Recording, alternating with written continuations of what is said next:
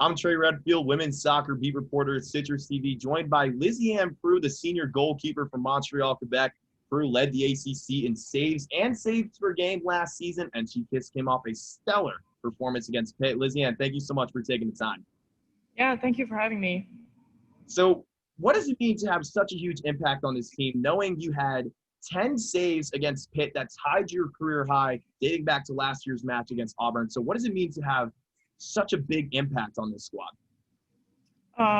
Well, I think all the players on the team had a huge impact that game. Yeah, I had 2 big saves, but I made tons of mistakes that my defenders were there to fix for me. And so I think everyone just played a very specific role in helping each other out and especially helping me with the little mistakes that I made.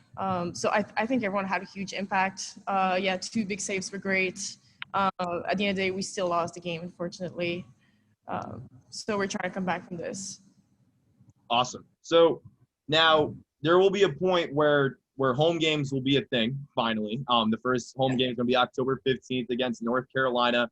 Now, the only thing is, though, there's going to be no fans at SU Soccer Stadium. So what does that mean to have no fans in the stands this year? Well, like, we're not going to be home until a couple of weeks still. So hopefully maybe something can come back and we can have fans come and support us. But I don't know, I mean, if not, it's definitely going to be different. But we've played Pitt, who didn't have fans either in the stadiums. And once you start playing, you don't notice if people are there or not.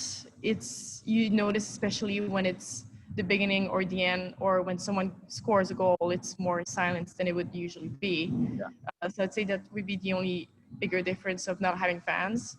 But as I said, like, we don't know, like, things might change. Like, hopefully it can change and we can have people in. But yeah, I don't think when we play it makes such a big difference because you're so, like, focused in and you don't notice, like, the external factors. So that's always a good thing to be locked in for sure. Now, yeah, 2 huge games this week, Louisville on Thursday, Notre Dame on Sunday. Both teams last year, Syracuse lost 3-0 to them. Knowing that they're both able to snag 3-0 victories, how much have you prepared for them this year with it being on the road as well? Well, first of all, we have a much different team than we did last year.